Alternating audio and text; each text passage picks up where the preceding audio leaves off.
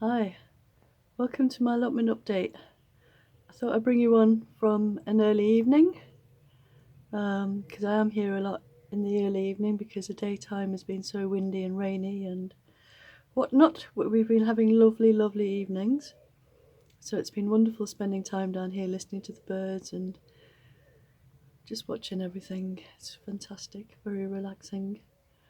Right, so let me tell you what I've been doing.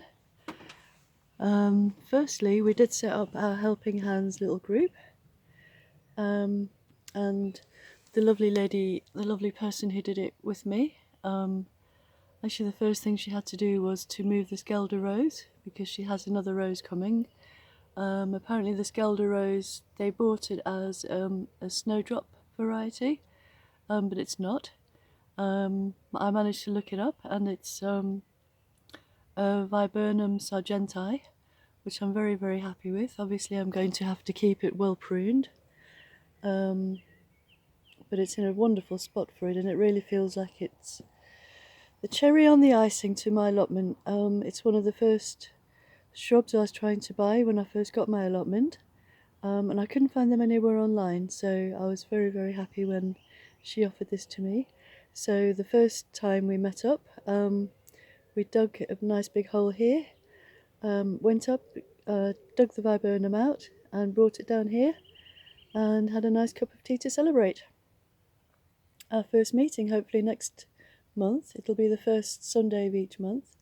Hopefully next month more people will join in, because it's really lovely to help other people, and especially I don't know if it's especially, but it's really nice to get help when you need it.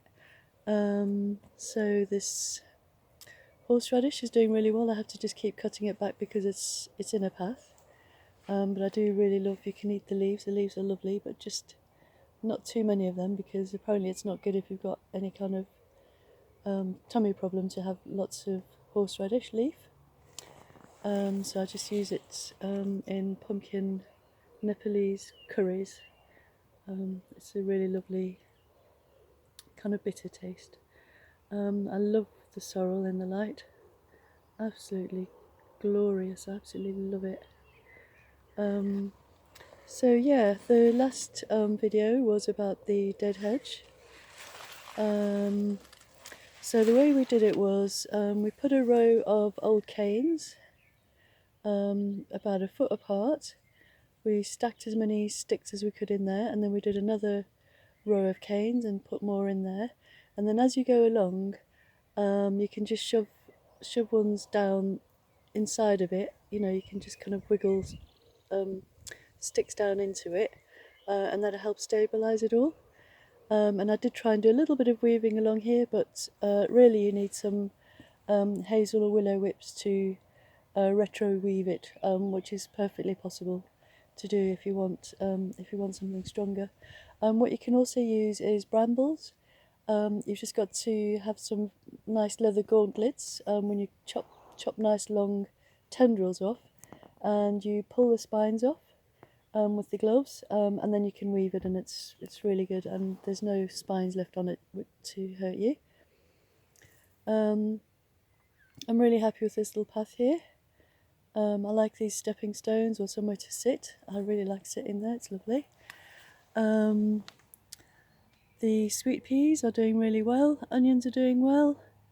A couple of onions, little small ones, have fallen over and they've got a bit of the sogginess on them, so I'm just really keeping a keen eye on them, because I lost loads to some kind of thrips, or I don't know what it is, but it kind of makes the onion, the stem, go all sort of squidgy, and it kind of infects the bulb, so you have to get them out really quickly if you see them.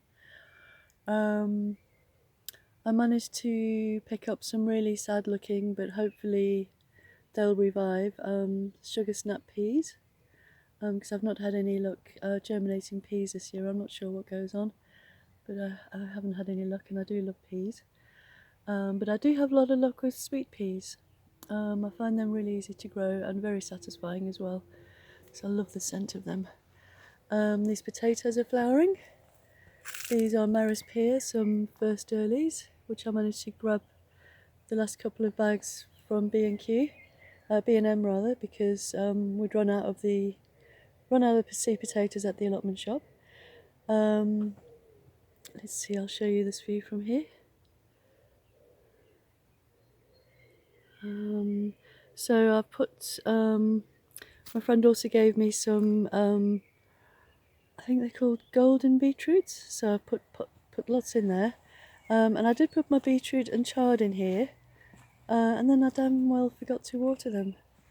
So I've been giving them lots of TLC, and lots of seaweed, liquid seaweed feed. So I'm just letting these lettuces do what they want to do, and just grabbing big chunks of it when I need some salad.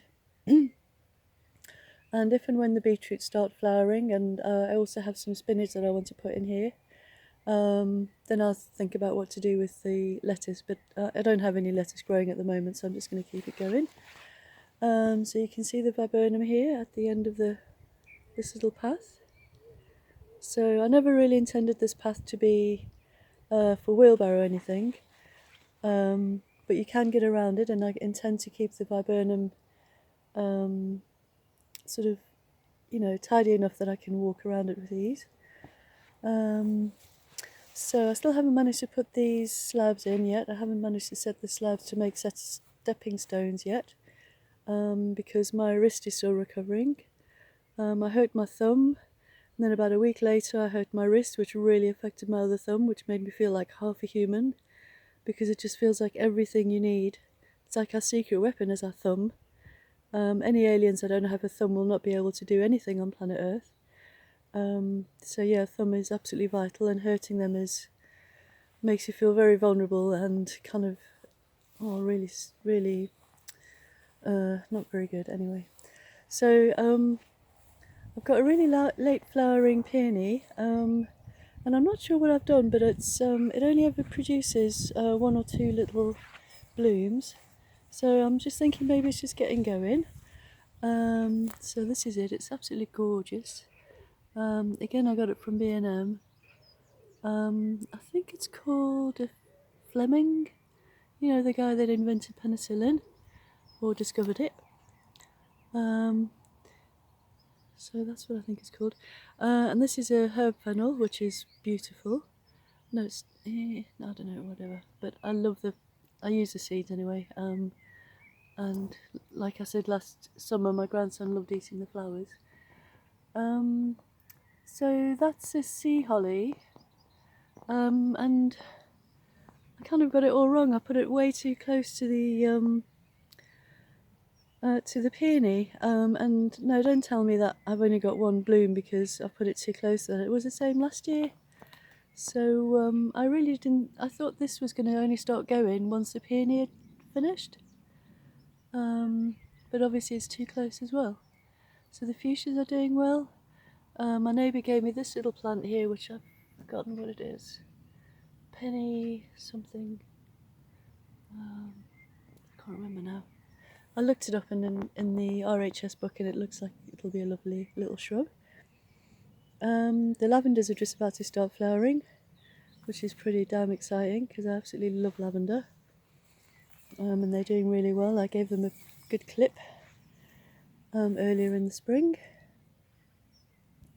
The Mandara is just getting going. It's a little bit dry, this bed, for it. I've discovered that it likes a little bit damper, but having said that, the Laverna's doing really well, the perennial mallow, so I'm not sure. Let's see, I've got 1 dahlia. I did have more dahlias, but I think I left them in soggy pots for too long and they rotted off.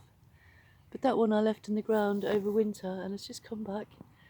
To start off, every leaf was just being eaten by slugs, but I think there's more now for slugs to eat, so it's having a chance to actually start putting on some growth. Plum tree's looking good, but I'm not sure what's happened there, or if that's just meant to happen in the plum tree. I don't know. I'll have to ask somebody that does. But it's looking a lot happier than last year. Last year it was covered in aphids, which I did try and spray and take off and everything, but nothing seemed to make any difference. But this year it's doing really well, so that's all good. This is doing so well, this meadowsweet. Can't remember what it's called now. I mentioned it last time and I got it right, but now I can't think what it is. But it's doing really lovely. That's from a friend as well. This geum's doing really well. It's so pretty. And I've seen some gorgeous red geums, so I'd really like to try and get some more geums because I love the way they grow, nice and open, and they give space to everything else. This witch hazel is doing really well. Again, it's doing a lot better than it did ever, really. I've had it for probably about 4 years. I think it's the first shrub I bought when I came on to this plot, because I really love witch hazel. I love the scent in midwinter, and I like that you can use it for medicinal purposes as well. These wildflowers are coming along. I think there's a couple of rogue weeds in there, but that's okay. They're coming along really well. I've had to water them. I've popped some sweet peas in here. That's a borlotti bean, some more sweet peas, another borlotti, and this was a runner bean black knight, which was germinating in the compost, so I just popped it in there. That's a pumpkin which I popped in there. Not sure it's going to do that much. Another black knight, and that one there. They don't look that great, but they haven't been in there that long, so I'm not going to get too worried about it. My fruit cage, I'm really chuffed about this. It's going to get more and more full because there's also going to be a brassica cage, and I've got quite a few purple sprouts and broccolis and cabbages to put in here. So as you can see, they're just starting to ripen, the black currants. My son got me a couple of blueberries. They're very young, so they'll take a couple of years to really get going, but that's okay. And this black currant, which I moved really late, doesn't seem to have harmed it at all. So we're going to have lots of black currants. I think I might make lots of jam. I love blackcurrant jam. It's lovely in winter to have summer fruit jams. This is another blueberry. So one is, I think it's called Blue Gold, and one's called Draper, I think. I can't remember. I've got it written down somewhere. So my replacement raspberry, summer raspberry, one of them's taken. I've still got more sticks, so that was quite expensive. I bought lots of sticks. But hopefully next year, because I know that they do take a while, hopefully next year they'll do something. So I'm not going to take them out or anything like that. So this is another blackcurrant, because I do like my blackcurrants and they're so easy to propagate. That's why I've got so many. This raspberry is doing really well, even though the leaves are so pale and sad looking. The new shoot, this is going to be fruit on here next summer. So I'm learning a lot about raspberries and summer raspberries and autumn raspberries and when to prune them, and it becomes quite obvious when you grow them, like when you need to prune them. So this is a red currant, again from a friend. So let me show you around here. It's not been warm enough for me to have a cold dip yet, but I have been trying to keep the bath tidy. Jacob's ladder's lovely. Something kept sleeping down there. I think it must have been a fox, and I kept pushing them all down, so I've done a lot of tidying up here, all the bulbs that were flowering.